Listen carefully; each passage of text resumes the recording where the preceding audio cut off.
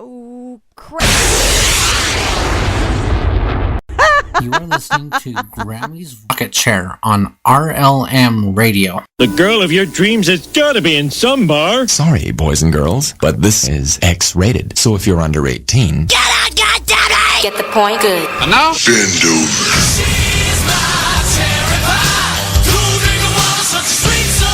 Y'all ready for this?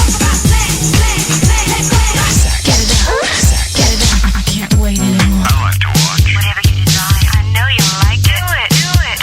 We do it all night long. And now, your host, Grammy.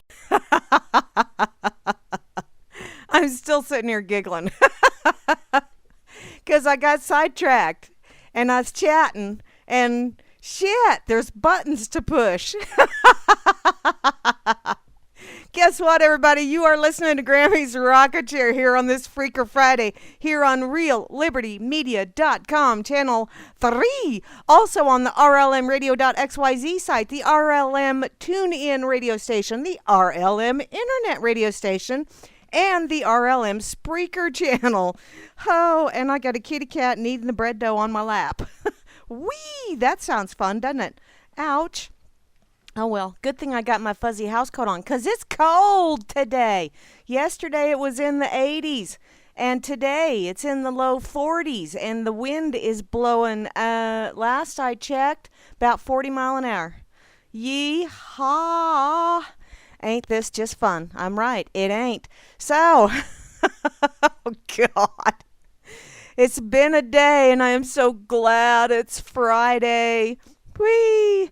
Okay, over here on this effing site, right off the bat, since that's a site that I am looking at right now, I see Grimmy is over here. Thank you, Grimmy, for sharing that over here. I also see the lovely Mary B. and Menno. Hey, Cakes, how you doing? You know, we've been discussing all kind of different ways to be using that maple syrup that I got from you. And wow, there's some people that put it in their coffee.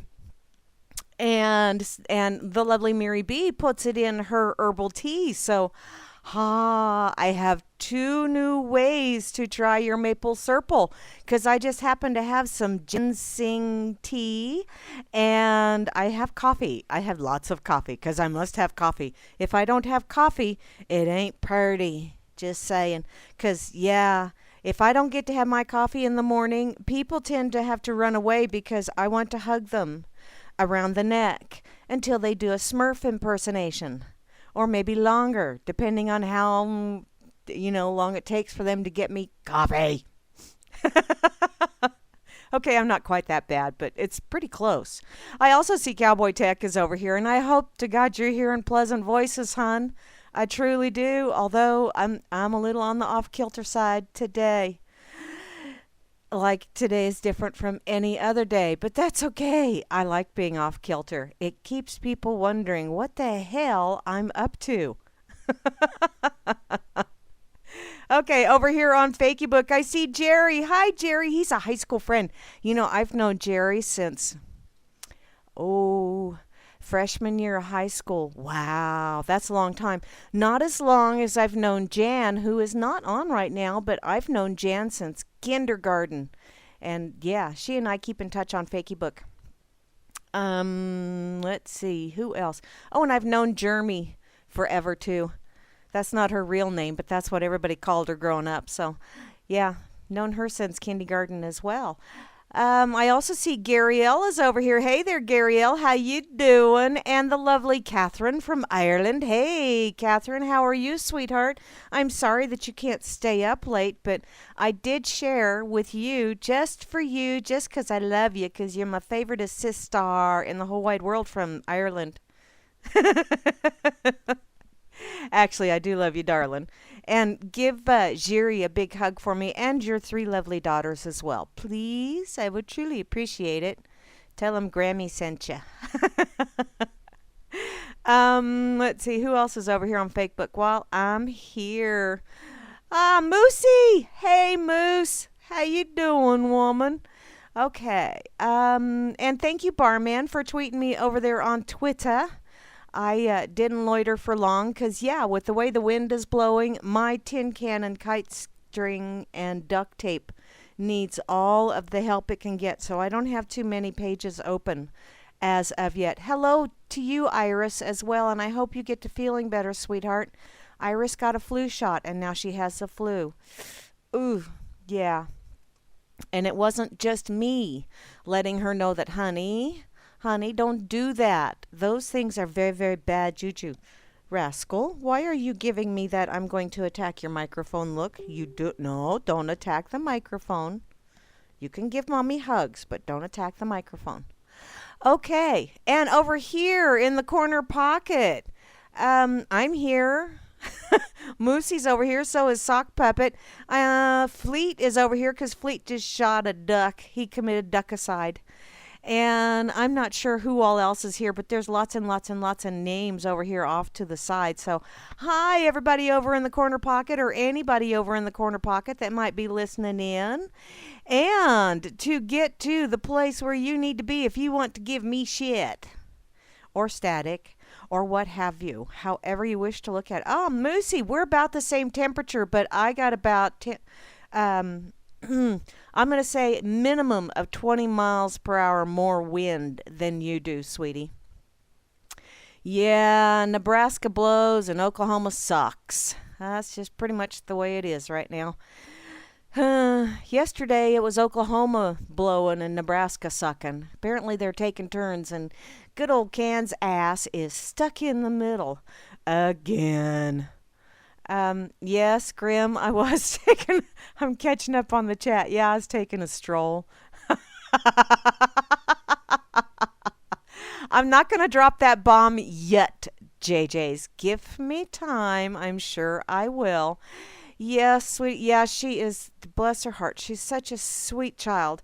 And, yeah, but once someone gets their eyes opened up, they either go all maniacal on you and, nuh-uh, not true, you're an evil person, I'm going to report you to the authorities. They either go there or they go, what the, you mean I've been lied to all my life?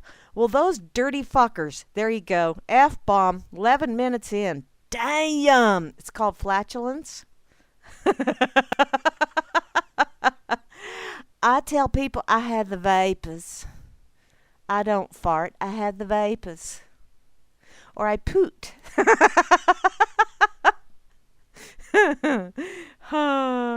I lie too.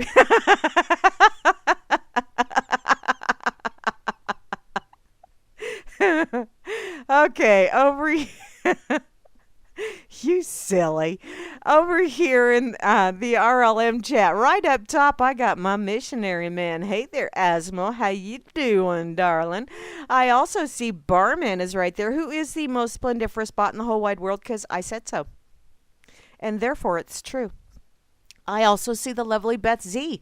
Hey, Beth, how you doing, sweetie? And looky there, Cowboy Tech is over here as well. And I truly do hope over in this place you are also hearing pleasant voices. And Grimner is right behind Cowboy Tech, probably thinking, Cowboy, we need to do something about this crazy woman, because good Lord almighty. And he's closely followed by the lovely Moose Girl. And you know what? They're going to be on later on this evening with the Freakers Ball. Booyah! Can't wait. I am going to stay up, but I don't know that I'm really going to be paying that much attention, just because I got to warn you, I got my Anastasia books in today. I'm so excited. They're like 4 days early. So it's like, oh, yay. Vapes, which smells, huh? Opening a balloon store where she can...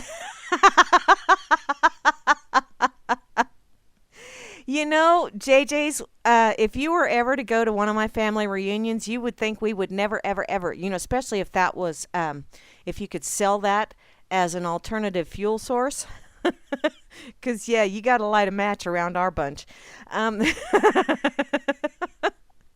Yeah, we would be able to keep the, at least the United States in fuel for about a month. Because we're full of hot air from both ends, let me tell you. So, and it's not just myself and my siblings, their spouses I think that's probably one of the prerequisites. You know, in order to be able to truly be a part of the family, you have to be able to be effervescent and blow intestinal kisses like the big dogs do. Moosey, the Anastasia books are, it's some folklore and, let's see, it's not really folklore. It's like, from Russia. Okay, Anastasia is a woman from Russia that was like a wise woman. And she spoke with this author and gave him all kinds of, he kind of basically interviewed her for quite some time and got 9 books out of the deal.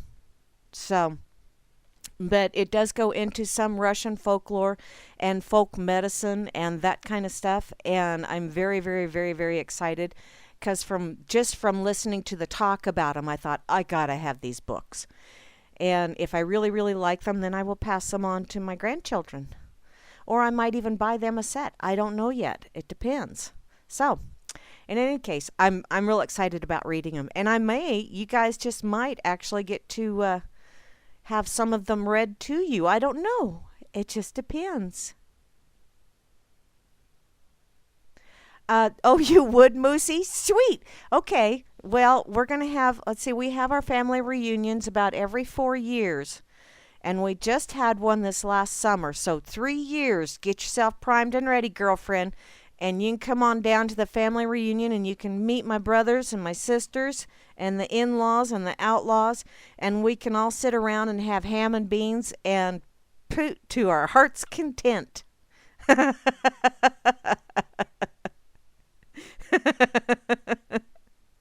Oh, we will have, yeah.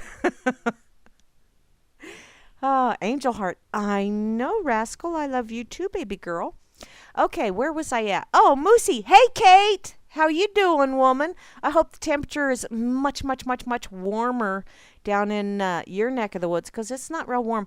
I did find out, though, from someone from where I work, they had a doctor's appointment about 3 hours away. And so they sent me a text when they got about 30 miles away and said, it's gorgeous here. The sun is shining, hardly any wind, and it's like, kiss my ass. I don't want to hear it. So, just ask your boys. Well, do they come by it honestly? That is the big thing. Juana Taco, you're so funny. Anastasia's what you get during surgery. I've only had that once, and oh my Lord, it was the coolest thing ever. I felt like I was in a Star Trek movie. Moving along. Hi, Alias D. How you doing, sweetheart? I get so easily sidetracked, don't you know? And Chalcedony is here. Hey there, Chalcedony, as well as a double dip and a Chloe. Hey, Chloe, how you doing? Scotland's famous sights. Okay. I've flown over Scotland. Oh. Ooh. Ah. It's so pretty. Cool. Thank you, Sock Puppet. Now I'm distracted. Oh, no, that was JJ's. Thank you, JJ's. Wow. That's very pretty. Tomato. Ha. Okay, what did you share the... Oh, yay. Thank you, Mary B. You are so awesome. There you go, Moosey. Mary B just shared the link to the talk about Anastasia and the Book of Cedars or singing. I'm brain farting here. I'm brain farting. It really, he's a funny fella. He's got the coolest Russian accent, and he's got a very quirky sense of humor, which is why I like him. Okay, what is this image, Sock? What are you sharing? Burrito! I had one this morning. A breakfast burrito. It was ever so yummy. And to top it off, she made extra salsa, so I bought some homemade salsa as well. Is that the Kelpies? It's very pretty, JJ's.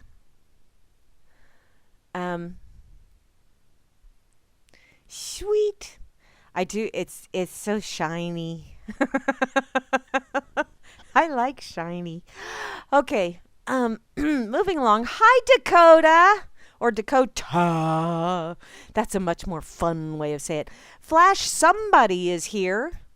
More farting, less brain. Okay. Ringing Cedars. Thank you, Mary B. Thank you. I'll probably remember it after I read about 3 books. Yes, I flew over Scotland, and boy, are my arms tired. If Scotland flew over me, oh, you bet your sweet bippy I would, 'cause I heard they don't wear nothing under those kilts. I'm a shameless hussy. I would look. Just 'cause.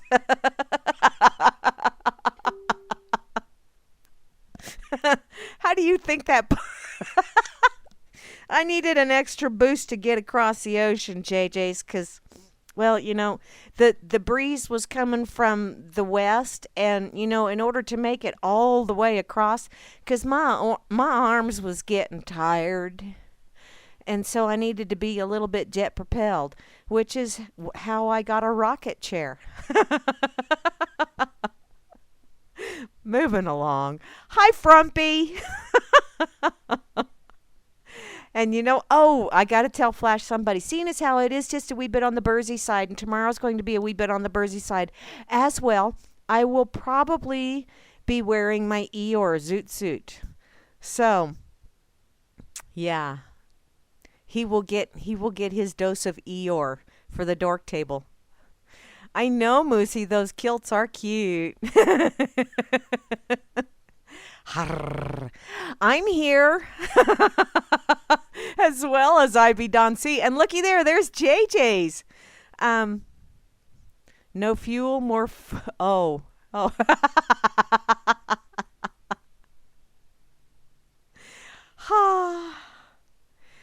Sock, honey.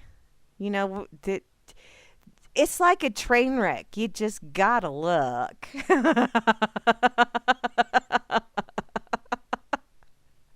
More propelled, huh? Is that whole helicopter? Is it Rodney Carrington? Check it out. I've seen him like 2 times. Yeah, and he's freaking hilarious. And yes, I did do my civic duty, just so you know. Second time I had to, because we took our daughters, and that's when I was still married.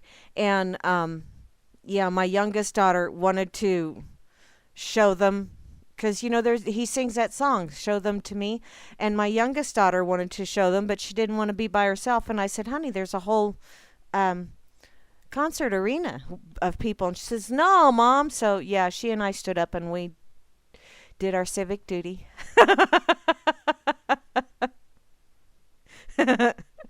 Because what the hell? I was out of town. Oh, moving along. Yeah, I bet y'all needed that mental image too, didn't you? You're welcome. Meisterbrow is here, part 8, as well as P. Bunyan. And looky there, BTC Bob is here. Yes, JJ's twice, because, I'll do anything once and twice if I like it. Kind of like with food, too. Oh, wow. This has just really gone off the deep end, hasn't it? Welcome back, Mental Pancakes. Where was I? Oh, BTC Bob, and I see Dimma. Hi, Dimma. Dragline 190D. Is that like your cup size, honey? Wow. Those are special made, aren't they? Hi, Java Doctor 2. How you doing? And looky there, Jehovah 1. I saw Jehovah 1 was blowing people up earlier today. Holy macanoli. Tigers bounce. No, Tiggers do, honey. 2 G's. The wonderful thing about Tiggers are wonderful things. There's something and something and something, and their tails are made out of springs. Oh, I'm gonna have to do that better. Hey. Okay. Dragline. Hi, Dragline. How you doing? Java Doctor 2, Jehovah 1. I think I've said those already. Juana Taco. Had a breakfast burrito. Got me some homemade salsa. And I found out she is making tamales next week. Wee! I already ordered. I'm waving back at you, Mental. I already ordered them. You're right, Moosey. It never happens. We always swim in the shallow end of the pool, don't you know?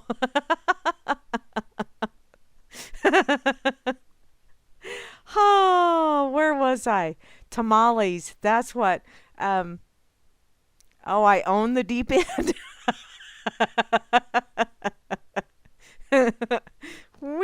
It does get a little deep around here sometimes. That's why I usually have my feet up off the floor. Okay, where was I? Oh yeah. Hi Kozu, how you doing, sweetie? And there's Mental Pancakes again, and the lovely Mary B, who is being ever so helpful in assisting me with what the hell I'm trying to think of, because she's like my sister from another mother, and she's got this mental telepathy thing going on, and wow, it's like, B, I don't think you want to be in there, honey, because it's bad enough when I'm in here. Fucking tamales. I don't do that to them. I eat them. They're very good. Yeah. Let's see. Mr. Snick is here, as well as Ninsun Dubois. Oh, that's so fun to say. And North Force. And looky there, Phantom Link 29. Sweetheart, did you actually get a chance to listen? If not, you need to listen to the link. Although I feet-buttled it just a skosh because I somewhat sidetracked. Squirrel. Yeah. I did play it. I'm going to keep playing that until you and I get together and we work something else out, which could be really scary. I'm just putting that out there for y'all.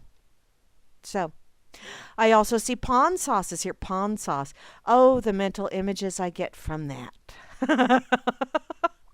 Don't go there. You don't want to go there because it's really kind of scary in there. Sock Puppet is here, and he's harassing the help. Imagine that. As well as Stats Bob and Tip Bob, and looky there, Trust Number 1.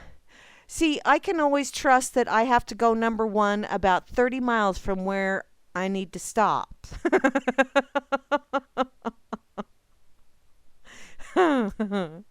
And finally, to round out the crew, the one, the only, the Villy underscore. So hey there, hi there, ho there, all of y'all. JJ sent me this link earlier. I'm really not going to dilly-dally on it or anything like that, but apparently, there are terror fears in, is that Lille? As many wounded in shooting near metro station in the center of a French city. I would have said that with a bit of French accent, but I just off my game. And it's like, fuck it, I can't decide what kind of accent I want to use, so the hell with it, I'll just use my own. Oi. Oi. Apparently there was a shooting and people are concerned that there's going to be more terrorism, and it's like, okay, anytime someone does something to instill fear in you, that is called terrorism. That is the definition of terrorism. And so when someone comes out with a gun intending to shoot people, that person is a terrorist. Whether they are a jihadist or a freaking government agent or somebody dressed up in a nun suit or whatever. Anybody that goes out there with the intent to instill fear and cause harm, or with the intent to use fear as a way to get you to change your behavior, that person is a terrorist. Period. And there's an awful lot of those ass monkeys out there. They thrive on fear porn. They thrive on it. So you know what? Don't let them live rent-free in your head. Seriously. Tell them to go away, pain in the ass. I don't want you around. Annual Walk Naked in Australia Day? Oh, I don't know that I want to do that. Ooh. Oh, it's the new normal, huh? Well, you know what? If it's living in fear is a new normal? Is that what you're saying, Beth? Honey? Wow. That is truly sad. And you know what? Fuck 'em. I'm not gonna go there unless it's right there in my face. And then, I don't know that I would necessarily, I don't know. 'Cause I've had some moments where I've had a serious butt pucker going on, but it wasn't that I was really terrified. It was just one of those things where the body went, do I fight or do I flight? And my butt was sitting there going, I don't know, but I'm trying to keep you from shitting your pants. So, oh, that's not what you were saying, hon? Okay. And Pauline is a crazy bitch. There's a lot of people that resemble that remark there, Mary B. A chip shop owner. What the hell's a chip shop owner? Yes. Catherine says I'm a deviline. Uh-huh. I resemble that. Yeah, I do. Okay, what else? I got another notification over here. Some of us were, oh, Iris, sweetie, you are so funny. She's such a cute little child. Okay, let me check. Okay, I'm done. Tony Walnuts is online. Hi, Tony Walnuts. Okay. I'm going to get now that I've had a good giggle fest, I've got all of the good endorphins going and the happy feeling, and I'm going to go to a link that Gary L. shared the other day. Because I think it really is important because, frickin' terrorists out there, which terrorists, as far as I'm concerned, every goddamn one of them is a narcissist. Every one of them. It's like, how am I going to pull the strings to get everyone to act the way I wish them to, and then all the attention is focused on me, even if it's not just me. They all want to get their little 15 minutes of fame or 15 seconds of fame or however you want to look at that.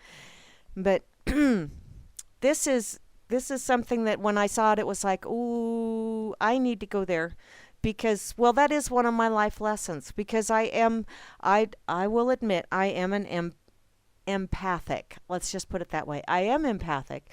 And, if someone is in pain, I got to tell you, nobody cries alone around this old broad, number one. Nobody laughs alone either. And I much prefer the laughing part, but, the crying part does happen from time to time.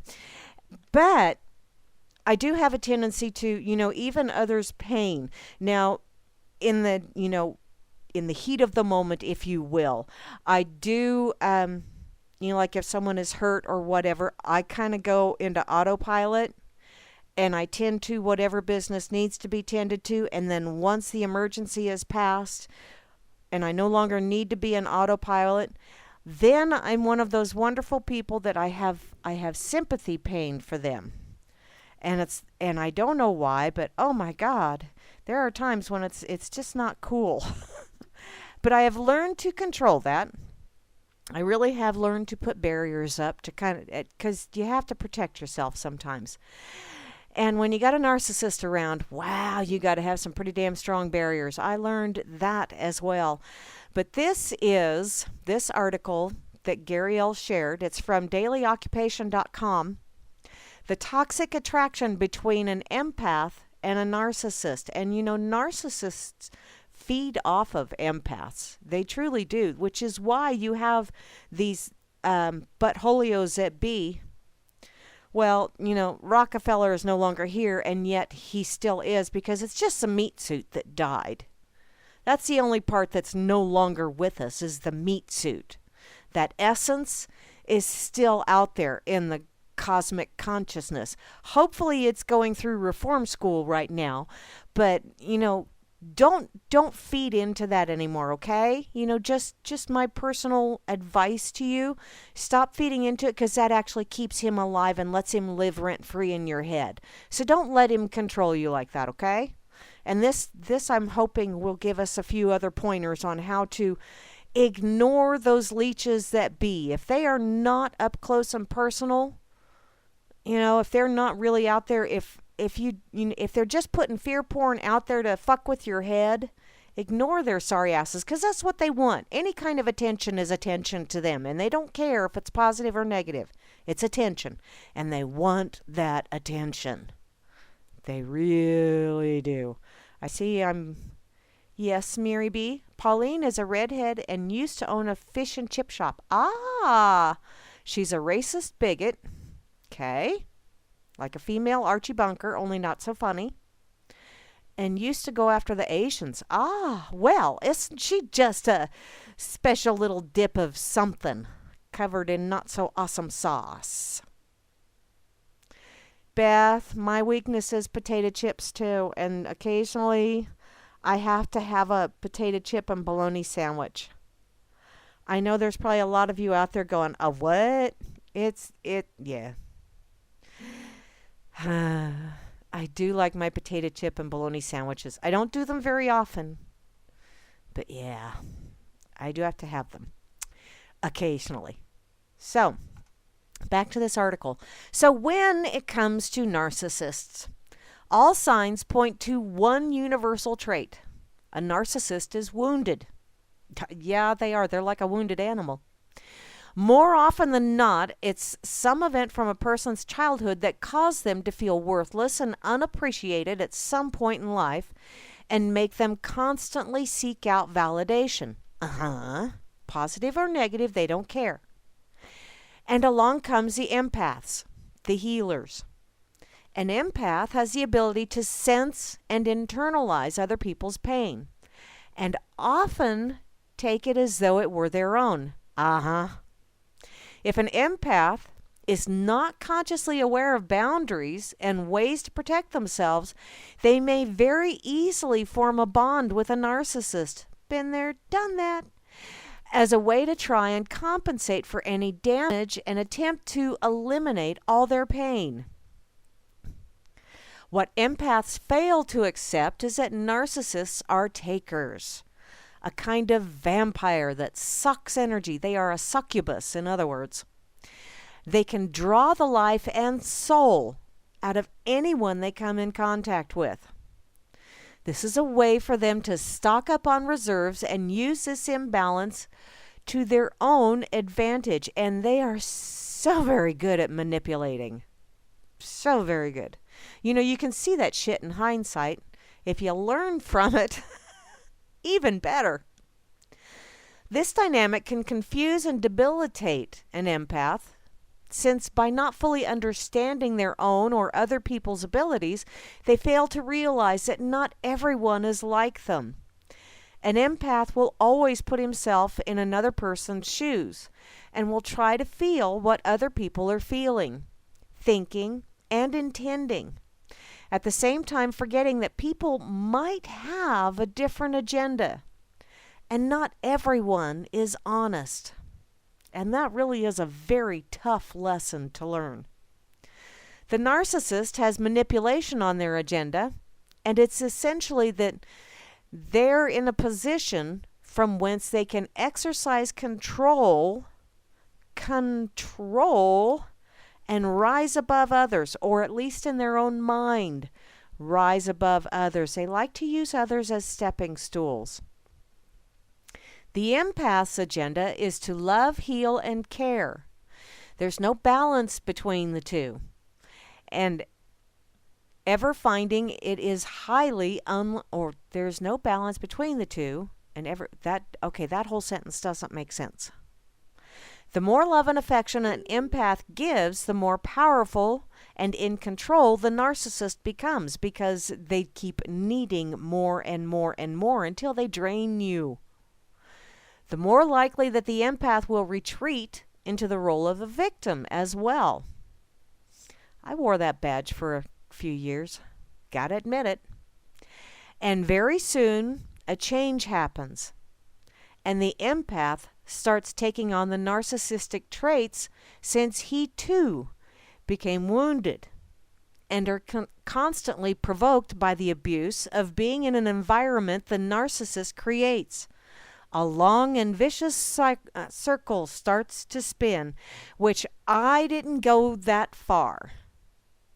I do admit that. I did not go that far. I got wounded, but then I kind of sort of started going, wait a minute here, something just ain't right. Why in the hell am I always the one that's feeling bad? Why is it always my fault, even though I'm the only one that's trying? What the hell? And then I started pulling up my big girl panties. That's when the empath in me had to take a back seat, and my evil twin stepped up and went, "Excuse me. Excuse me. I'm not the only one that's fucking up around here." And I seriously, that was one discussion. Wow. When a narcissist sees that an empath is wounded, they will use this to keep them down, which, yes, they do. They will try to do that. The more unhappy the empath becomes, the happier the narcissist will feel, because they enjoy you feeling bad about yourself, because then they feel better than you. That's their game. An empath will begin to frantically seek for love, validation, support, and acceptance from the narcissist. And each try for help will only confirm that they are desperate to feel worthy. As an empath starts focusing solely on the pain, trauma, and abuse in their life, they become self-obsessed and fail to see that there is no need for them to blame themselves, because the damage is coming from the other side. Which, I kind of sort of, for a little bit there, and then I went, wait a minute here, I let this shit happen. What the hell? How fucked up is that? Because, until you actually recognize that not only are they a douchebag, but you allowed them to be a douchebag towards you, then you really kind of go, holy crap, is that sick in the head or what? But that's also a moment where you can go, alrighty, knowing is half the battle. Now what are you going to do about it? Which for me, it was pull up my big girl panties and start speaking out and doing what I felt was right. Okay, back to this. So, any attempt at communicating with a narcissist is pointless. Found that out too. Because they certainly won't be trying to help out or heal someone else. And not only that, they're also very charismatic and manipulative, and have a way of turning any negativity away from themselves and towards others. A narcissist will blame their own pain on an empath, and they'll also make sure that you feel responsible for the pain they too are suffering, which, they tried that. And I said, nope, not mine to wear. Ain't taking it. By this time, an empath should know that they are in a destructive relationship and will feel so insecure, so unloved, and unappreciated that it's easy to blame all this self-destruction on the narcissist, which, it kind of sort of is, but that's where you pull up your big girl panties and walk away. An empath should not be seeking out for anyone to put blame on. He has the choice to remain the victim, a pawn in the narcissist's game, or gather up the courage and find a way out of it. It will be emotionally exhausting. You'll feel lost and debilitated, and you'll struggle. But in the end, you'll understand what's happened to the once loving and attentive and charismatic person they used to be attracted to. That was one of those things that one of my girls said, don't you ever try to get back with Dad? And I was like, are you kidding me? I mean, once I finally pulled my head out of my ass and actually, realized that, damn, I'm just letting this shit go on and just taking it what the hell is wrong with me? And once I got out of that phase and started putting my shit together, dealing with my issues and making me stronger, it was like, oh my God, I have no freaking clue what I saw in that person. I mean, he was a good daddy. He's a great grandpa. But man, as a spouse, whoa, no way. No way. Whew. Been there, done that. Not going down that road again. So, how we allow others to treat us is a result of our choices. If an empath chooses to stay in a relationship with a narcissist and refuses to accept responsibility for the state of things, in a sense, they're striving towards what they feel they deserve. An empath can't let his self-worth be determined by a narcissist. It's essential that they possess enough confidence and courage to see that they don't deserve the words and actions of a narcissist. We are not responsible to fix anyone but ourselves. And to extend that out just a little bit farther, we are not responsible to fix the world. We can fix our world. We can help influence someone else that will maybe help them fix their own world. But none of us are responsible for fixing the world. We are responsible for our own world.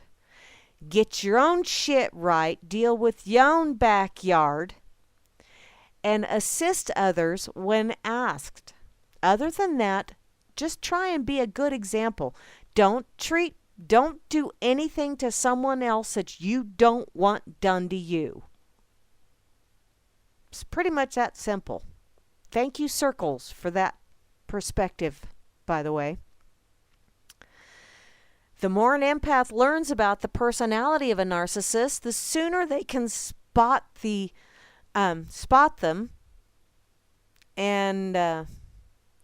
out, and the chances of them developing a relationship are much smaller.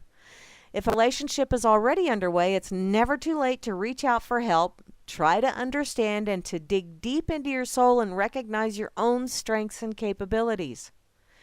Narcissists are very unlikely to change. If they do, it will be their own doing. And it will be because nobody will do anything with them anymore. So waiting around for something to happen is a waste of time. You cannot fix them. Throw away the Florence Nightingale uniform, because you cannot fix them. If a narcissist wants to change, that's fantastic. But it should never be done on someone else's expense. They aren't consciously aware of their behavior and the damage that it causes, and they really aren't. That's the truly sad and scary thing. Because being an empath, I'm pretty much aware. If I make someone feel bad, I know I did. And you can pretty much bet your sweet ass that if I made you feel bad, I meant to. That's putting that out there as well. If I made you feel, or if I do something to make you feel lower than whale shit, that was intended. So, which is why I don't do that very often. There have been a few occasions in my life, but I don't do it very often, simply because I would just as soon walk away. I would just as soon not stoop to that level. But on occasion, when properly prodded, I have. I'll admit that as well. Let's see. And it goes on to say that an empath is honest and desperate to live a life true to their soul's purpose, and they'll probably look on such relationships as lessons, or a dodged bullet, if you will. In contrast, a narcissist will struggle to form a connection with their authentic self and they'll most likely walk away from the relationship very easily once they see that they no longer have the ability to control the empath. Because if they can't control you, you are of no good to them, and they will walk away. So if you're not constantly having your ego caressed, the game isn't fun anymore. And they'll just go and find their next victim, because that's how they roll. The prospect of these two ever keeping a bond is simply impossible, because a narcissist's heart is closed and that of the empath is open. And this is a recipe for disaster, which, yes, it is, but it's also a recipe for learning something. Unfortunately, the hard way, but definitely.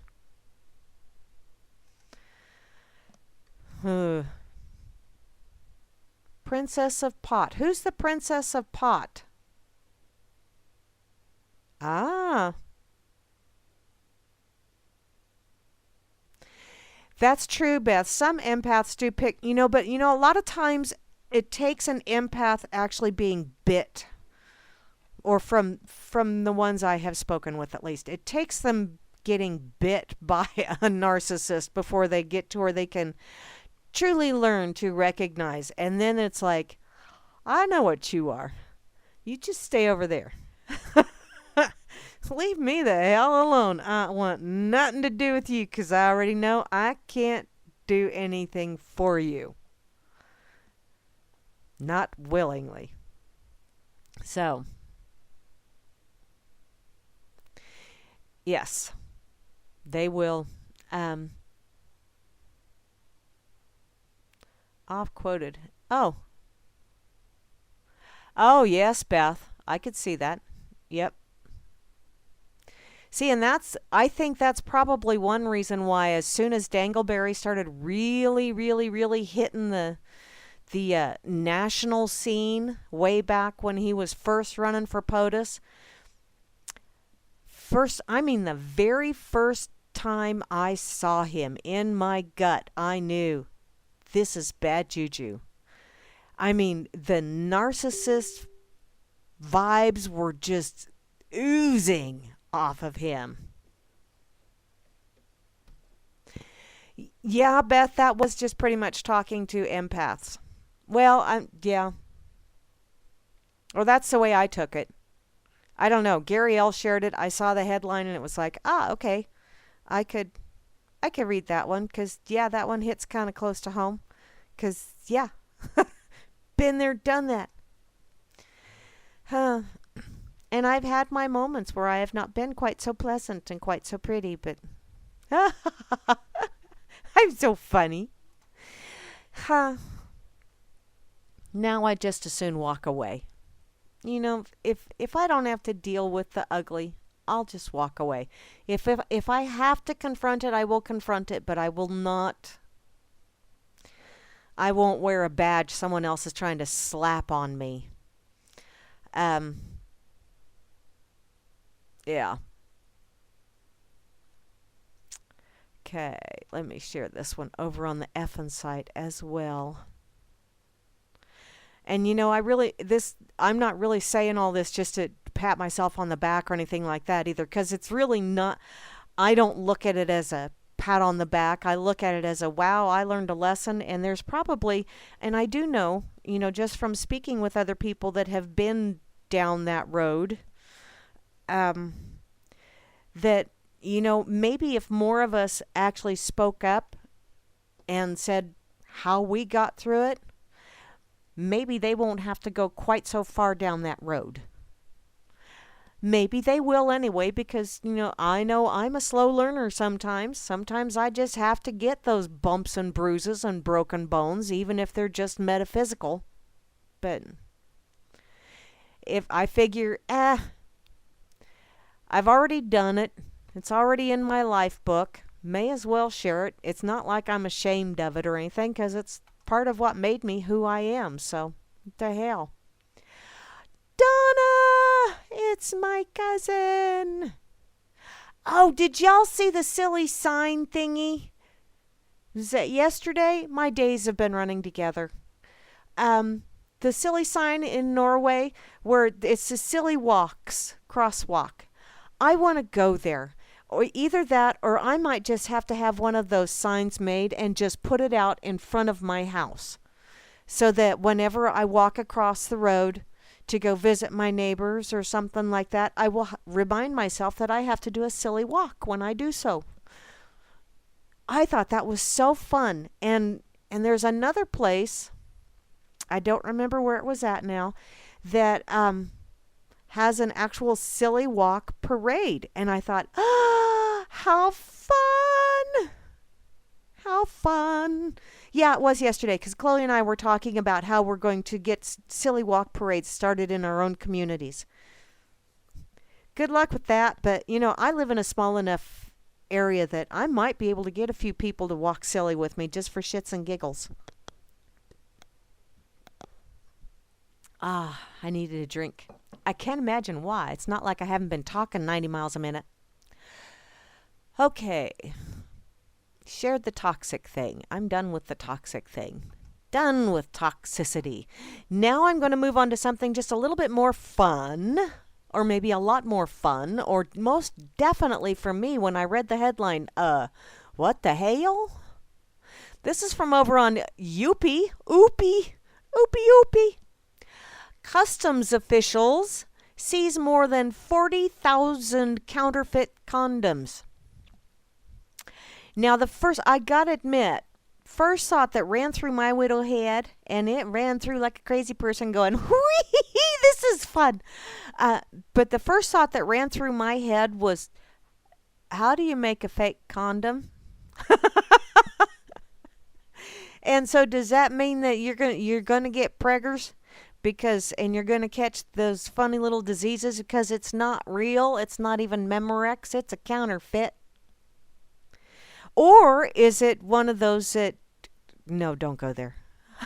My mind went another place and no, I'm just not, no. Okay. U.S. Customs officials seized more than 40,000 counterfeit condoms being imported to Puerto Rico. What were they doing keeping them from going to Puerto Rico, I want to know. The U.S. Customs and Border Protection, sweetie, condoms don't protect the border. U.S. Immigration and Customs Enforcement and Homeland Security investigations. Oh, but wait, there's one more. The Food and Drug Administration. I've heard of edible undies. I haven't heard of edible condoms. What are the Food and Drug Administration doing in there? But apparently they seized all of those counterfeit condoms because, if you're going to get hosed by Uncle Sam, by golly, only the best will do. And by the way, they don't wrap that rascal because, they want you to get sick. They do. Oh, these were being sent to Puerto Rico from China. Oh, those damn Chinese. Gosh darn it anyways. Oh, and that happened over the course of 5 days. Damn, it was a marathon screwing. Holy moly. CBP works with its partners to protect consumers from imported products that threaten the health and safety of consumers because, by golly, we just don't like the competition.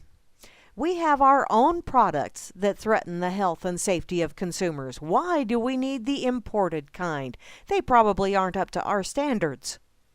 Oh, but Vernon Foret, who is the acting director of field operations for Puerto Rico and the Virgin Islands. Virgin Islands? Virgins don't need condoms. Counterfeit and pirated products threaten our economic security and undermine legitimate businesses that invest significant resources into manufacturing safe, quality products. Then why the hell are we importing chicken from China? That's what I want to know. That's a whole other story. The CBP warned that counterfeit goods may cause long-term health conditions. Pregnancy's one. And other problems. Catching the clap is another. There's shit out there that'll kill you these days.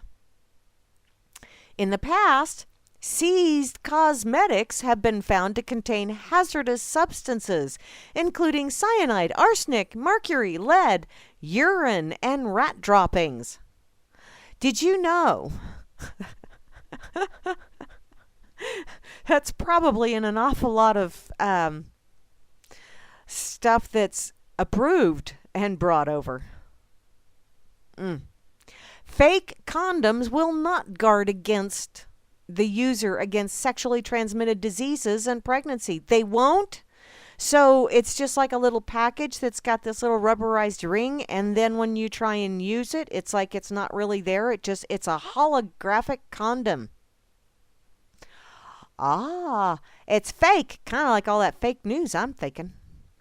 Ricardo Mayoral. It's Ricardo. Hey, Ricardo. He's a special agent in charge of overseas HSI operations throughout Puerto Rico and the Virgin Islands.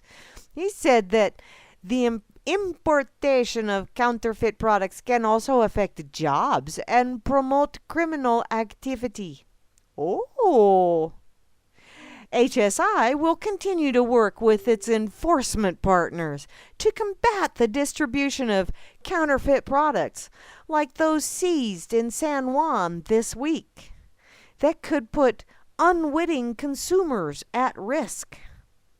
You know, I saw the other day, I was watching, dumbest things on the internet, those videos. Sometimes I just plain gotta watch those, if for no other reason than to go, holy crap, wow, I've said some pretty dumb shit, but thank you. I don't feel so bad now. Woo! And wow, there was some gal apparently that posted on Twitter that she had swallowed 5 condoms. And the reason she swallowed 5 condoms was because now she does not have to worry about getting pregnant when she gives blowjobs. And I'm thinking, oh, honey, I think the better part of your gray matter went down your daddy's leg. I know that's not a very nice thing to say, but oh, wow. Oh, wow. That's just really sad. When you think about it, it is very sad that someone, wow. Huh. And 5 of them, no less. Wow. I wonder if they were counterfeit. Oh my God. The things you see in this world. I never get bored. That's for darn sure. Never. Okay. Wow. Hi, Tim. I see you. Bless his heart. Tim is dealing with, Tim has brain cancer. And bless his heart, he's kind of giving us updates over here on Fakey Book. See, there but for the grace of God go I. That's kind of the way I look at things, at least. Okay, I'm going to go back to... Name that tune. What tune are you talking about, sweetie? Moving along. I'm going back to Oopie. I realized I haven't been to Oopie in quite some time. Okay, wait a minute. What the hell? I hit the back arrow and it did not... Thank you. Thank you.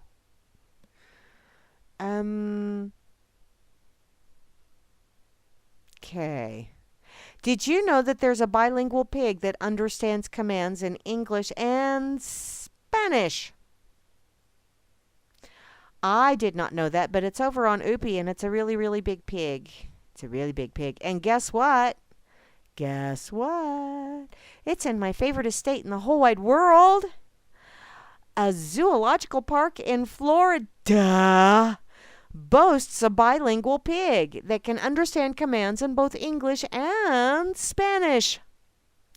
Jungle Island trainer Maricela Gutierrez said that the Miami's Miami Park's resident Vietnamese pot-bellied pig, Ace, who she prefers to call Gordita,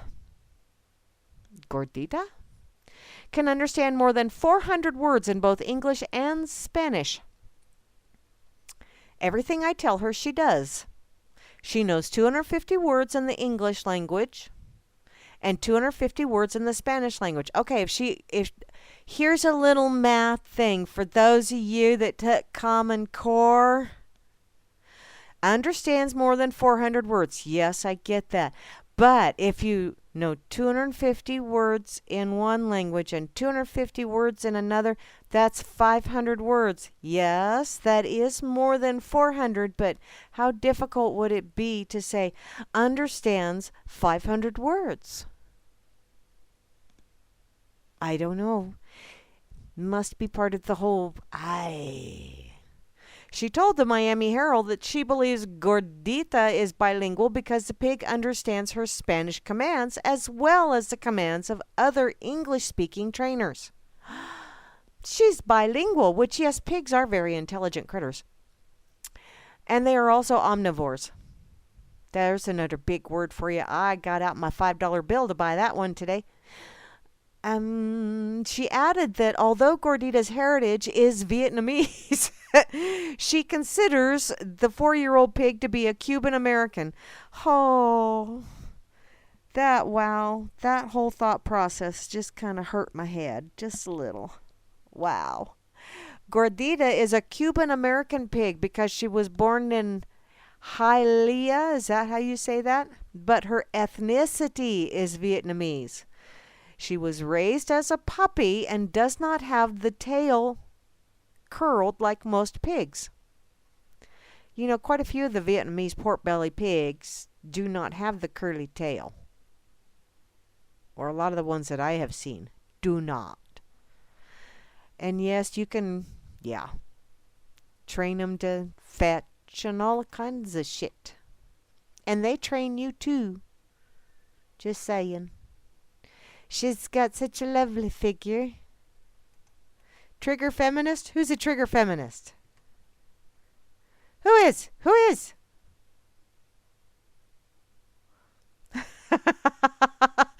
Oh, they're religious condoms. They're holy. I get it now. I'm a little slow on the uptake.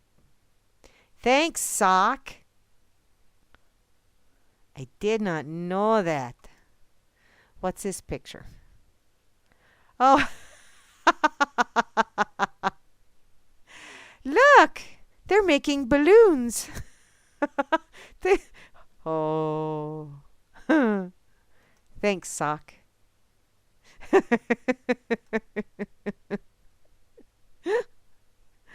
Oh, doesn't do much good to blow on those, does it?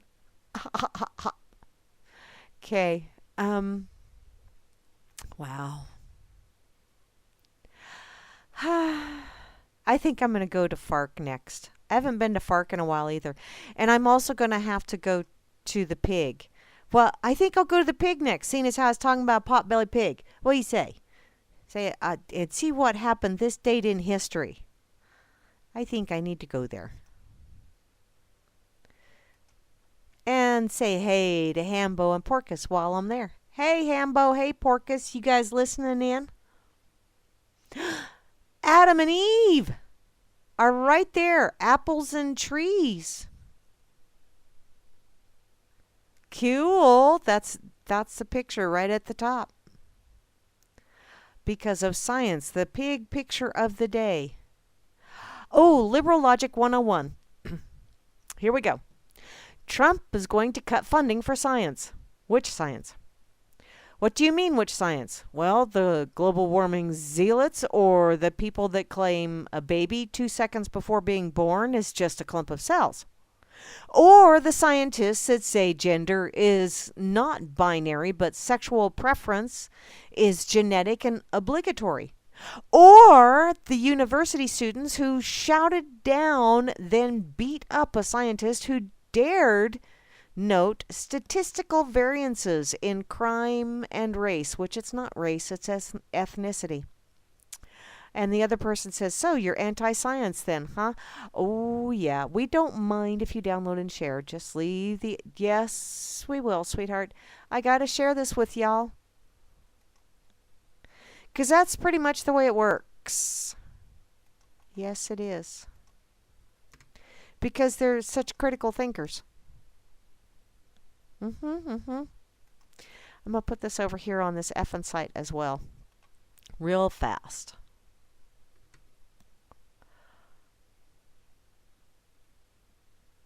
Okay. Come on. Come on. Come on.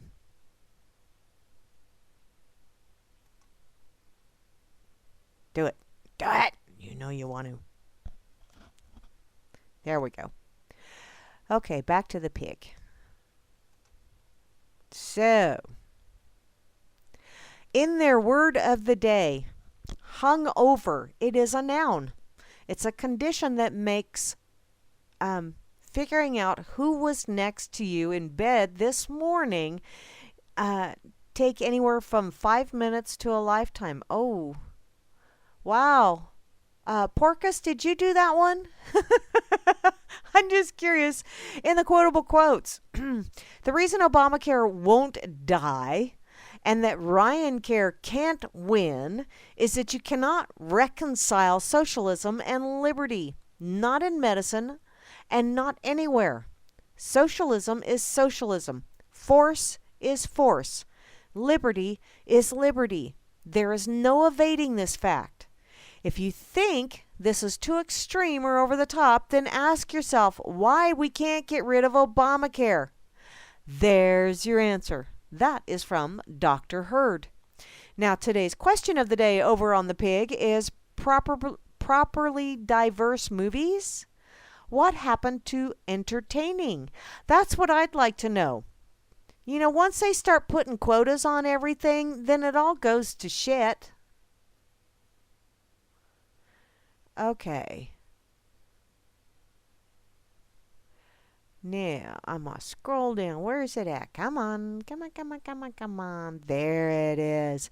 This date in history, March the 24th, 1832. Mormon founder / prophet Joseph Smith road tests his new theology in Ohio. Ensuing review by rustics, including a beating plus tar and feathers. Wow, apparently them there people in Ohio didn't take too kindly to his bullshit. This date in history, March the 24th, 1874. Harry Houdini born. Doctor unable to explain where the little nipper got that straitjacket. It's called an umbilical cord. And an amniotic. Moving along. This and finally, this date in history, March the 24th, 1906. Smug English officials take census of British Empire. Gloat about ruling 1/5 of world. Spend rest of the century giving it back. There you go. Oh, a few stray parenting notions from the pig. Whenever possible, inject some piggish fun into your parenting. Encourage Moonbeam and Little Johnny to use the term cess school and wait for that note from the relevant educrat. I much prefer educraption, but that's okay. You know, to each his own, tomato, tomato. Use the pig primer to teach your rugrat about the ABCs. A gem like G is for glad bags is ticking time bomb ready to thrill some unsuspecting prog-tard spitless. My, these boys have colorful language, don't they? Add a generous dose of pigisms to your children's vocabulary, then sit back and wait for some unsuspecting lib to set one off. If Moonbeam introduces you to her goth BFF, think twice before you mouth off. Goth wenchlets tend to be badass. You probably don't want to go there, which is probably true. Oh,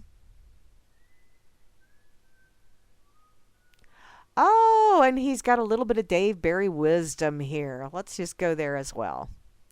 Don't try to be cool. You are not cool to your child.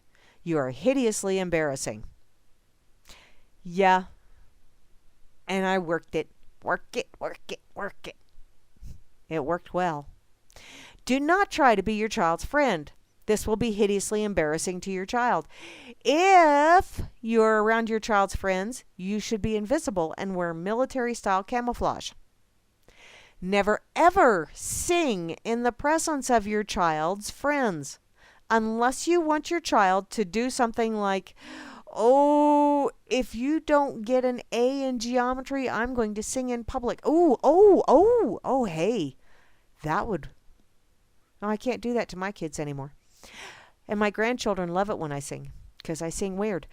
When you're driving your child and your child's friend, do not talk to them. Do not sing along with the radio. Do not act like you are even in the car. Ideally, you should run alongside the car, steering through the window. I don't think so. I don't think so. Dave, Barry, you and I, we going to have a little chit-chat, because I don't agree with a lot of them there. Because, yeah, I love embarrassing my children, and my grandchildren, I don't embarrass them. They just laugh and say, that's my Grammy. Oh. Okay. Thank you, gents, over there on the pig. Truly do appreciate your input. Now I am going to go to FARK. FARK, FARK, FARK, FARK, FARK. Just FARK off. I'm going to go off on FARK, maybe. How's that sound? Okay, let's check these out. Guy hasn't cut his nails in 35 years. Has his wife bathe him and feed him? No. Florida man steals $138,000 from disabled woman. Tries to launder money at a strip club. Seriously? Seriously, dude? I gotta check that shit out. People are just frickin' weird sometimes. Oh, okay. This Florida man steals from a woman with a disability, spends $9,000 at a strip club. Wow.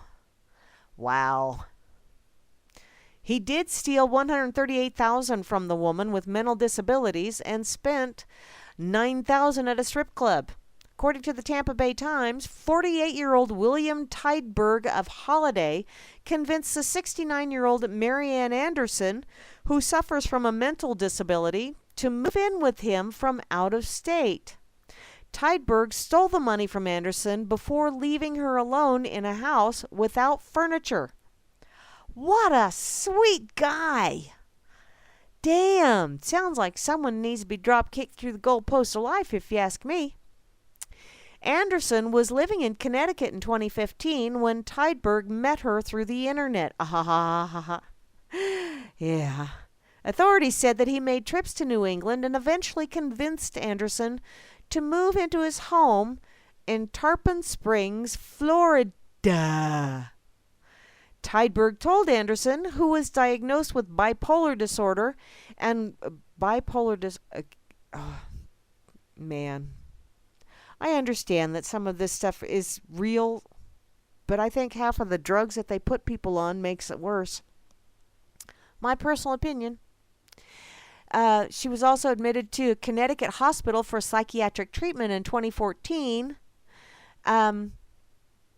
Apparently, he'd convinced her that she was his girlfriend and fiancée while he tried to consolidate her assets into a bank account that he controlled.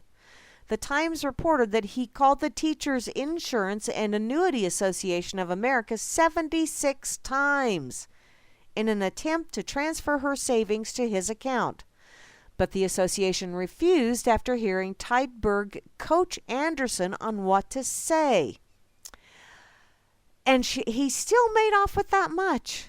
Someone didn't report this sorry sack of shit? Wow.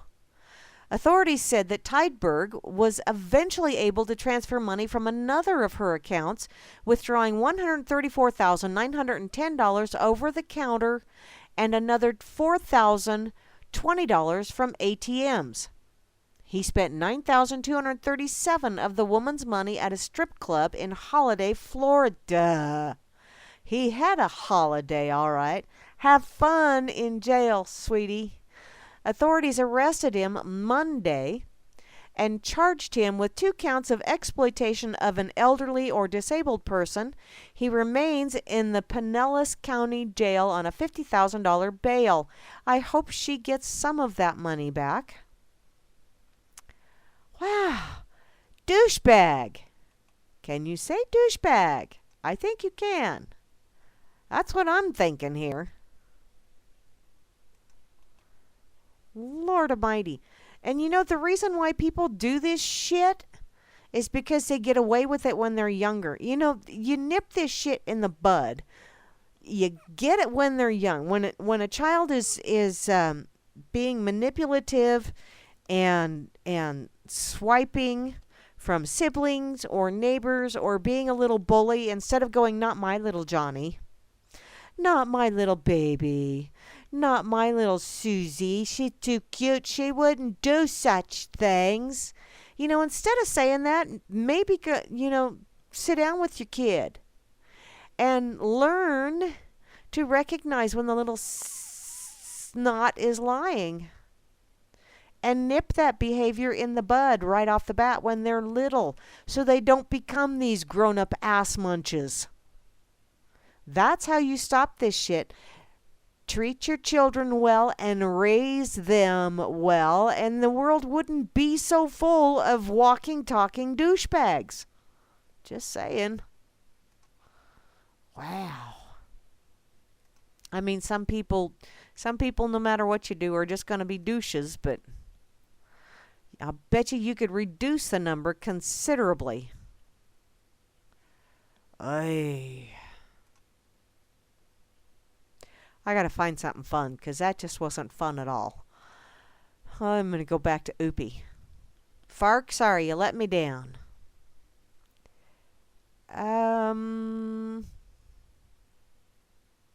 Let's see. Aw, city workers in Missouri break sidewalk to rescue a dachshund. Let's go see this one. Apparently, municipal workers in a Missouri city used digging equipment to rescue a curious dachshund that darted down a groundhog hole and got stuck beneath a sidewalk. Well, you know, that's originally what they were, bred for, was to get in the vermin and stuff that do those things. Amanda Rhodes said her rambunctious wiener dog, Ginger, ran down a groundhog hole Monday night and followed the tunnel under a city sidewalk. Rhodes said that she and her husband were unable to coax Ginger out of the hole before going to work, and her sister-in-law, Chris Redmond, ended up contacting the city. Department of Public Works Superintendent Brian Chaplin arrived to examine the scene and gave Public Works employees the go-ahead to break through the concrete. Now, I'm going to bet you dollars to dog turds that somebody's going to get a bill for that.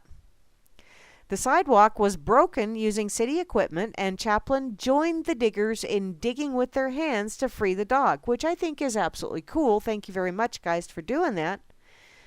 Rhodes posted the photo to Facebook showing the workers holding Ginger after the rescue.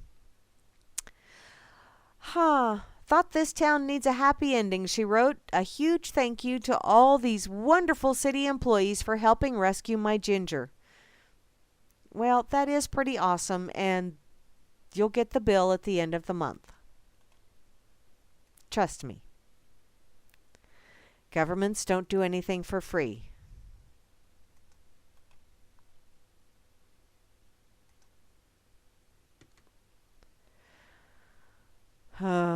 Yes, Grammy, it is a lot of ones. Go check over here. Okay. I'm going to go check my pocket out again, just to make sure, because I know I put a couple things in there, but not really a whole heck of a lot. Oh, here we go. Here's one that is a recommendation from Pocket. So we'll just check this out. This is from SoFi or Social Finance Inc. 7 things to never say when requesting a raise. You know, dude, if you don't give me a raise, that's definitely number 1. So, number 1, I'm sorry. Wow, why would you say that? One of the first things many employees say after asking for a raise is, I'm sorry. But according to Park, those words can come back to haunt you. As soon as those words leave your mouth, your leverage starts to slip, and you run the risk of appearing weak or worse, undeserving.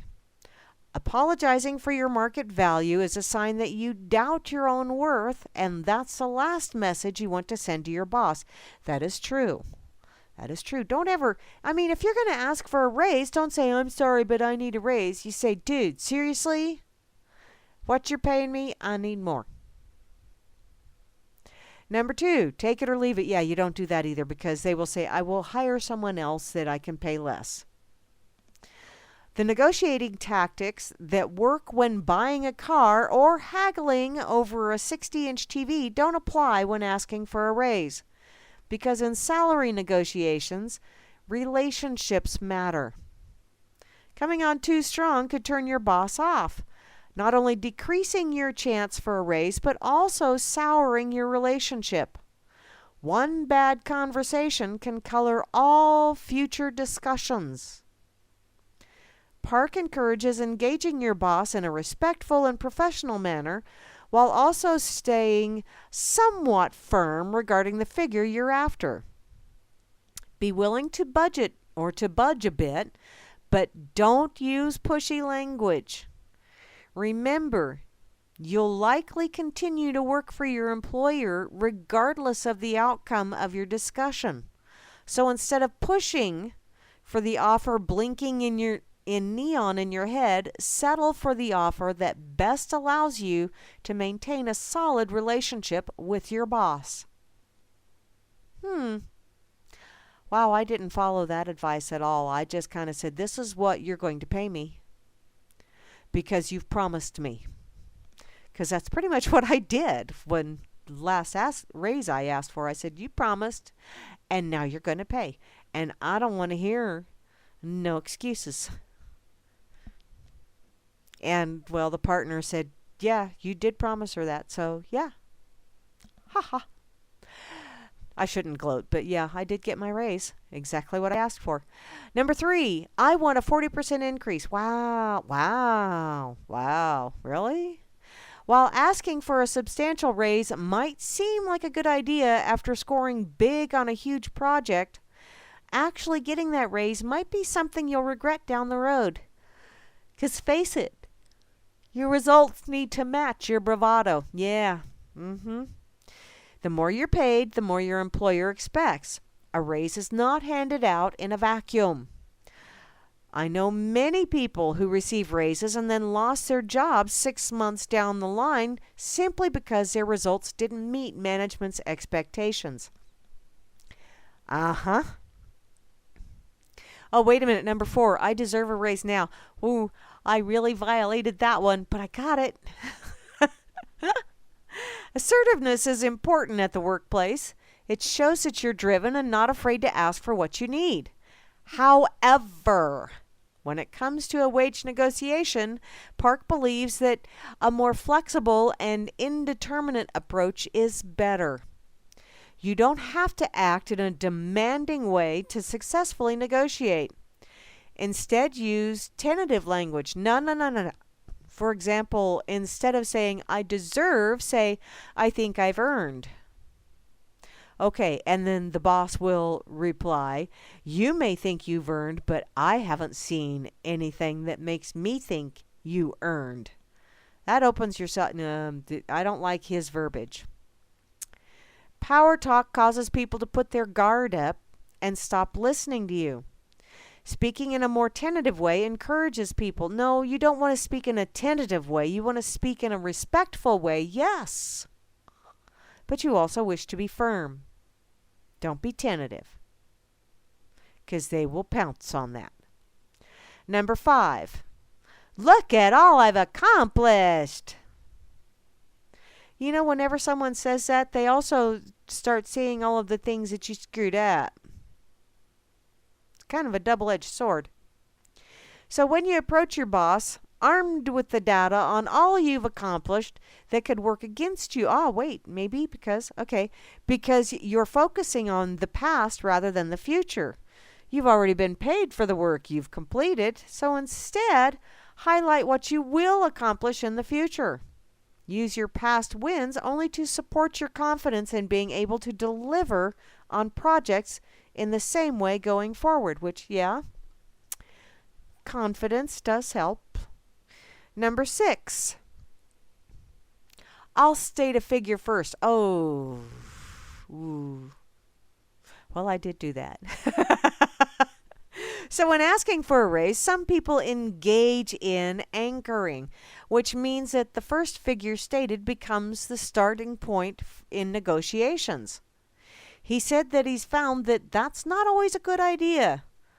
By putting that first salary number out there, you risk being rejected outright or getting less than you might have had had you not been so specific, which that, okay, yeah. And number 7, wow. When you receive an offer, whether it's extremely low or high, play it cool. Try to avoid an immediate reaction that conveys too much emotion. Park believes that most negotiation errors are made in the emotional heat of the moment. You can avoid that by showing an appropriate level of appreciation for an offer. In my world, an appropriate level for appreciation of, like, I'm going to give you a quarter an hour raise would be, thanks. That would be appropriate in my books. And then, well, okay, but that is for me as well. That's not for everybody else. That's for me. And then asking how long you have to make your decision. When you get an offer, don't negotiate right away. Take the time to evaluate the offer and consider how you will respond to negotiate effectively. You know, that might work in the big business world, but out here in the boonies, not so well. Not so well. But hey, that was kind of interesting. Thanks. I broke several of those cardinal rules, and I still got my raise. Hi, Rob Works. Thank you for firing up the bubbler, dude. What? Leave Chelsea Clinton alone? What's going on with that?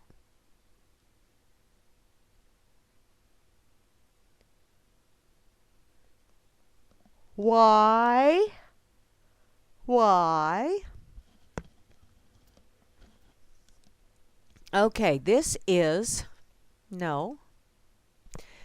from the Daily Caller. Thank you, Grammy. I'm going to check this shit out. LA Times, leave Chelsea Clinton alone. You big bullies. Hey, she's in the public eye. Whenever life starts to get you down, whenever you feel like the troubles of the world, of the whole world, are riding on your shoulders, take a moment to stop and remember the truly unfortunate among us. Those unlucky victims in our society who just can't seem to catch a break. People like Chelsea Clinton. Because everyone's making fun of Chelsea this week because she's getting a Lifetime Achievement Award. Well, so far in her lifetime, she's achieved what? And it's mean. It's just not fair. Oh, apparently this is according to Anne Friedman from the LA Times. Well, Annie, honey, when it comes to accepting prizes for charitable contributions, Chelsea is in no way an outlier. No, she's everyone in her income bracket has a shelf full of honors because don't you know they love to congratulate each other and pat each other on the back. Of course, you never know when one of those pats in the back is going to be a knife in the back, but that's part of that whole lifestyle that they lead, don't you know? Luncheon ceremonies are a way to publicly thank big-name benefactors. Get them to show up to the event and therefore attract other donors and media interest. Ivanka Trump, for example, just picking someone at random here, is no stranger to vanity awards. She's been honored by organizations such as the European School of Economics and the Diamond Empowerment Fund's Good Award. With the tagline, "Diamonds do good." Do they really? I think that most of them are blood diamonds. But Chelsea, like her mother, never gets a break, unlike Ivanka and her father. Right? Yeah. Noting that lefties don't seem to care much for Chelsea either, Friedman continues, shouldn't such first daughter hatred be reserved for Ivanka? Oh, well, honey. Trigger warning? Oh, I am so sorry, Beth. Is it too late to do that now? I think it might be. Oh, darn. Well. Okay. Wow. Wouldn't the left's attention be better spent on potential 2018 and 2020 candidates who have already declared their interest? I think so. If you want to pick on someone, if you want to put a bullseye on someone. Aren't there bigger battles to fight? Oh, no, because, people that are snipey and snarky, which me, I can be, pick on people that are easy targets. They pick on people who can't fight back. Yeah, I'm doing same damn thing. How in the hell do you think I know what's going on? Duh. I'm picking on people by reading articles about them and poking fun at them when they are not able to fight back and give me shit back. And you know what? If they contact me and want to come on my show and give me shit back, come on down. We'll play. I don't care. I ain't afeared. Hey. This is a good point, Chelsea and Ivanka are basically the same person. Oh, wow, that hurt. Hairball. Ow. Eck. Really? Well, except that Ivanka has made some actual accomplishments, and she's created things people actually want to buy, and people actually like her. And other than that, the two women are, indistinguishable. Oh, I got a brain cramp from that. Ow. Maybe we should all leave Chelsea Clinton alone, because maybe she's suffered enough. Never mind. Chelsea wants to play this game. If she wants a life in the public eye, she has to learn to take her lumps. Step up your game, darling. The Democrats are counting on you. And yes, sweetheart, pull up your big girl panties and deal with it. Quit leaning on mommy. Quit asking mommy to go and take someone out because they've picked on you. Grow up. And see, that's one of those things that I see. And once again, my perspective. But people that are handed things, people that don't have to work for things, people that don't have to actually produce something that might actually be beneficial for someone else,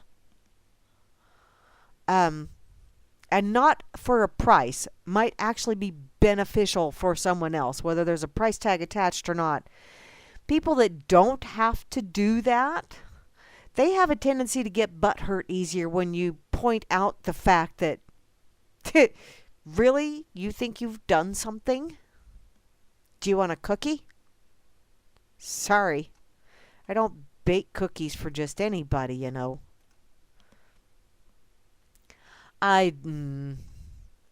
I think anybody in the public eye, once you put yourself out there in a public forum, you open yourself up for bullshit and people calling you out on things. And you know what?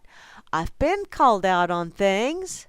I mean, granted, this is not a really big public forum, but still, I have been called out on things, and there have been a couple of times where it didn't exactly feel absolutely splendiferous.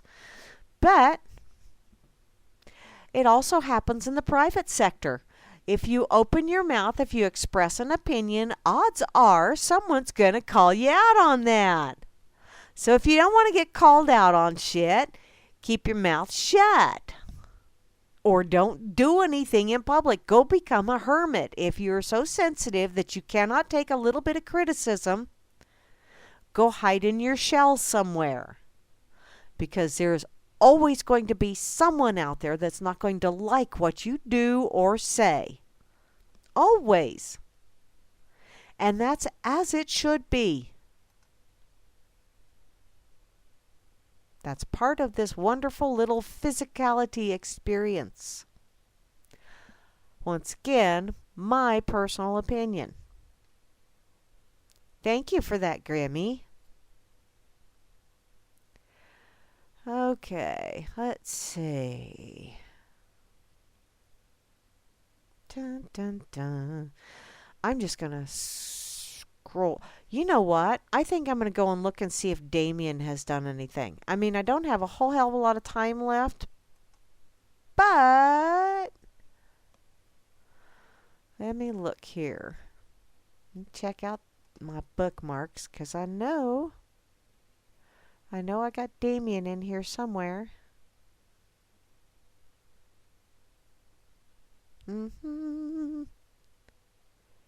How to. Did I click on the wrong one? I probably did. How about I go there? Because I know I got Damien in here somewhere. Bitchin', complaining. Wow, I have a lot of bookmarks. You know that? A lot of bookmarks. Oy. Cauliflower dishes. I do like cauliflower. I don't like Brussels sprouts, but I do like cauliflower. Did I ever tell you that? Yeah, I think I did. Okay. I'm just going to have to do a search. There he is. I found him. The official Damien James WordPress. And you know what, Damien? You haven't done a new one in a while. What the hell? What's going on, hun? No new Damiens? Damn it. I hate when that happens.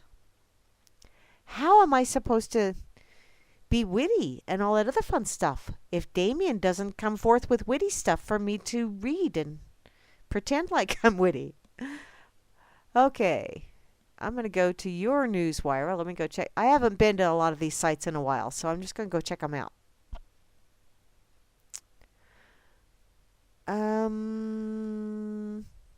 No, I don't want to be at this one either.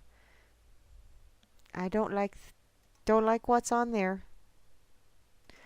How about alternative news? See if I find something fun there. Nope. Geez, Frumpy, now I really do see what you were talking about. It's kind of, yeah. Yeah.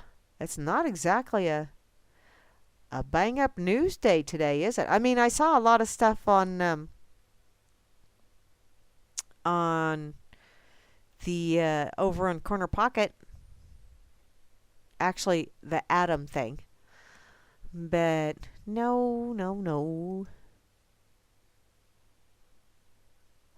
Oh, okay. I'm going to check this one out. I hope I have time for it. And it's mainly because I like the headline. This is from wakeupworld.com. And it is The False Majority, the Lie We Tell Ourselves About America. and it's dated March the 25th of 2017. So I'm going to assume that this is written by someone across the international dateline. Either that or I'm reading into the future. Isn't that cool?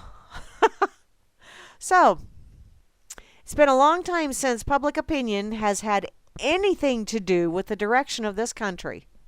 And the sad fact is that the majority of Americans are aware of this, yet are either too apathetic or too scared to speak out. There are some who are starkly aware of it, and it shows in the way that they lead their lives. There are those who see it, but convince themselves of one lie or another to justify it. And then there are those who have been so deeply propagandized that their programming will simply not allow them to accept anything other than the state-mandated truth. So as conspiracy theorists, as that might have sounded a few years back, today this information is common knowledge to all those, but those who are too indoctrinated to see what's right in front of them. With many of the most crazy and heated debate conspiracy theories being revealed as true in recent years, the entire word game being played around that phrase is beginning to lose its hold over the masses. Which, yes, it is. The rise of citizen investigation, named Pizzagate, and its subsequent lack of genuine investigation by law enforcement and denial by the establishment and mainstream media has shown the people two things. Number one, no matter the amount of evidence and or level of concern, the powers that be, or as I like to call them, the leeches that be, make the decisions. The people's feelings and concerns simply do not play into the equation. Ding, ding, ding, ding.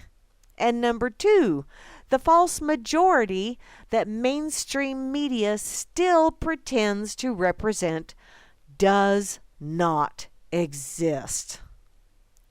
In other words, we do not live in a democracy or a republic or a democratic republic.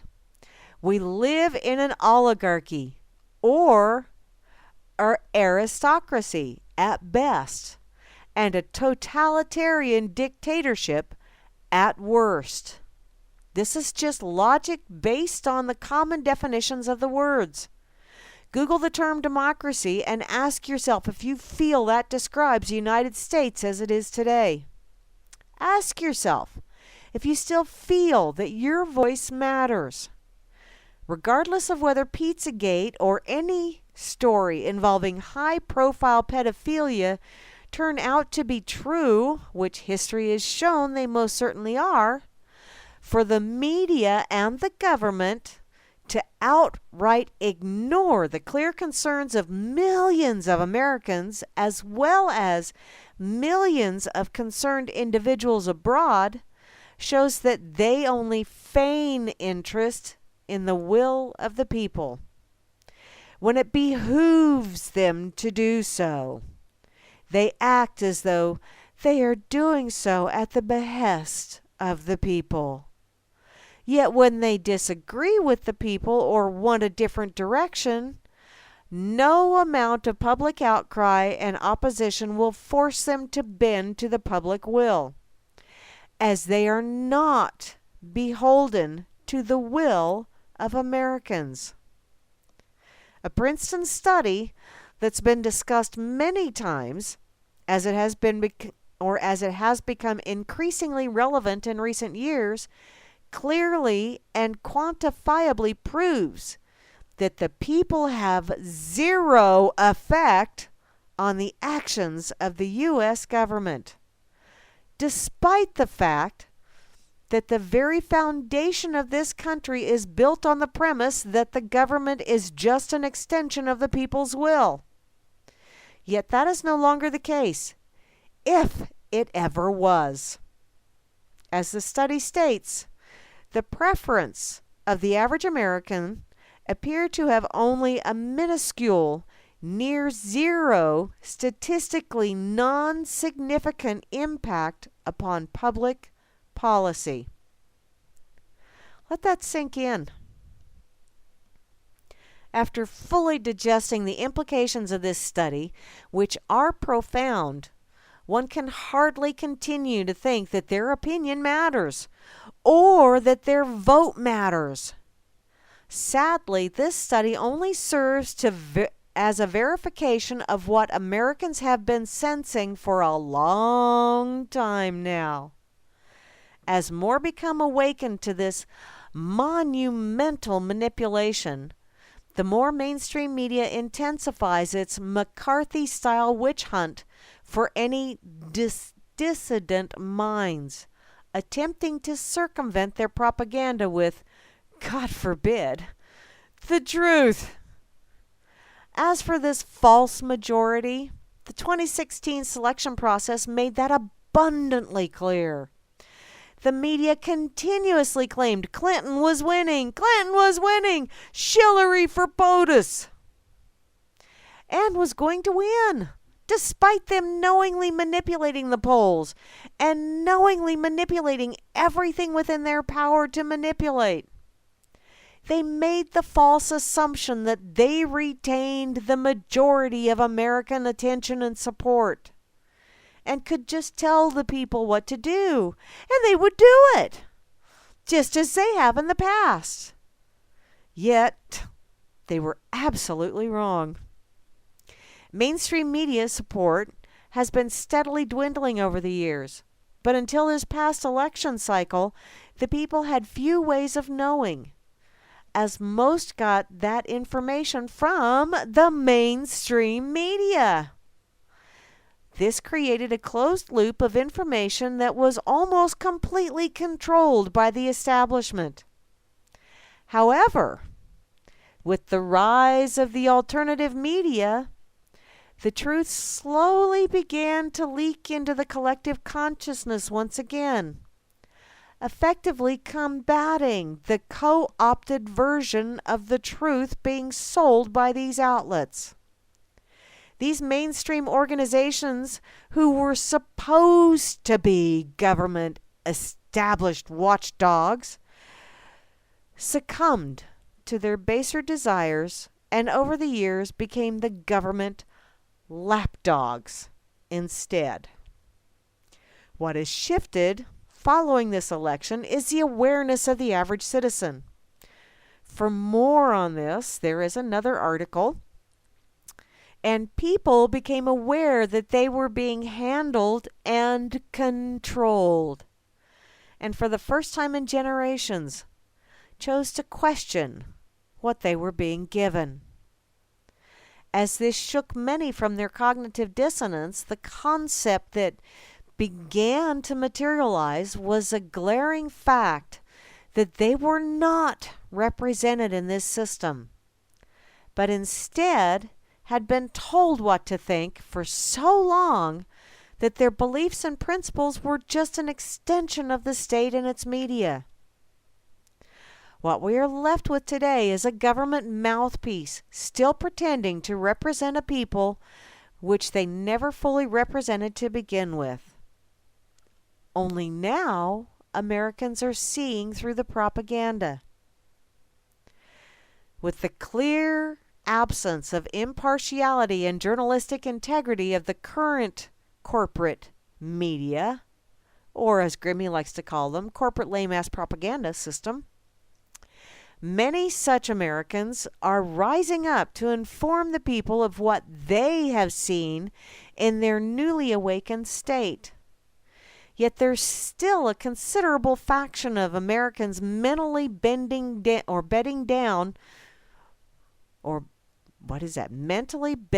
back down? What? Into their bear-like political hibernation, falling back into their 4-year complacent slumber, awaiting the next political circus to tell them they did their duty as a good American. Well, unfortunately, this is duty with a T, when actually what you're really doing is duty with a D. You did a duty. I hope it was on the paper. You're paper trained. Such a good little baby. This is the best case scenario for those seeking to control the direction of this country, as these political zombies only come out in party line and vote as instructed when instructed, and repeat, with little to no concern for what's being done with the authority which that absent-minded voter represents, because that's really the way it is. You absent-minded voters are the ones representing what they're putting forth. Then there's a middle faction, not resigned to simply hold out for the next election and not rising up with a newfound perspective, but more squarely in that so deeply propagandized group mentioned earlier, which, yeah, I know quite a few of them as well. This is the group that the media wants you to believe is the majority. They want you to believe that the anger you feel at being lied to, or the frustration you feel at the lack of legal response to a genuine nationwide concern, is abnormal, that you are alone, and no one else feels like you do.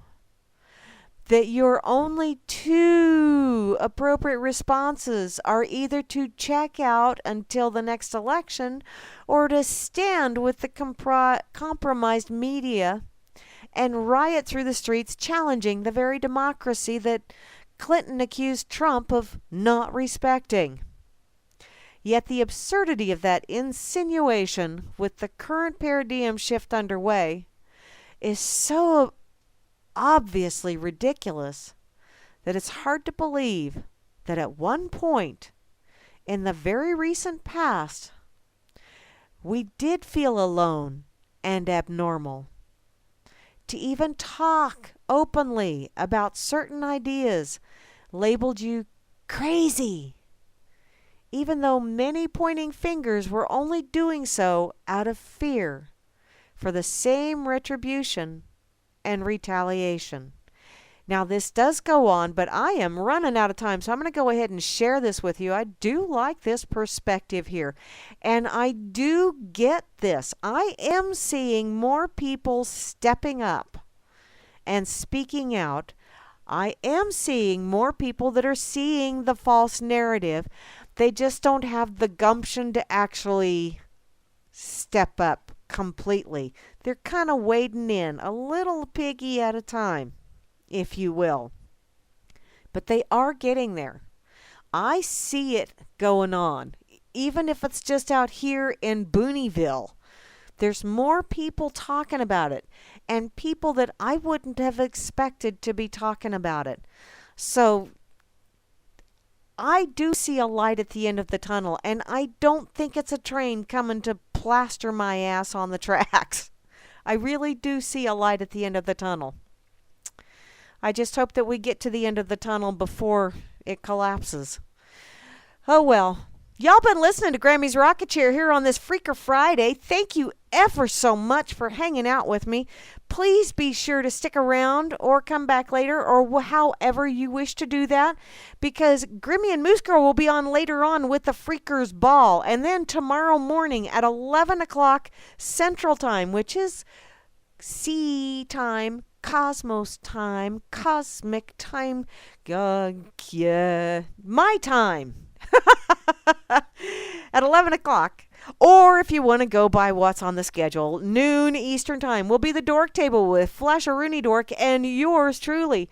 And then tomorrow evening at 4 o'clock Eastern Time is Kira with The Bridge. Tomorrow evening, 8 o'clock Eastern Time, Bo Diddy with some bodacious tunage. Sunday at noon Eastern Time is Grimner with The Blues, leading you into Hal Anthony, who's going to open up a can of whoop ass on yo ass with all of that intellect that he's got going on. He's going to share you some of that brain food. Chow down, peeps. It's good for you. Then Sunday evening, 7 o'clock Eastern Time, is The Road Less Traveled with Gary L. and Gigi's Boo. Be sure to check back for all of those awesome, and sometimes fun shows. And listen in anyway, because sometimes they have replays that you probably won't get to hear anywhere else but here on the RLM. I guess that's just pretty much all I got to say about that. Thank you once again, and I'm not sure how much. I probably won't be able to play along a whole lot tomorrow afternoon because my brother and my mom are all coming out. So, until tomorrow, or maybe at the Freakers Ball tonight, I'll probably be reading Anastasia while listening. I want y'all to know I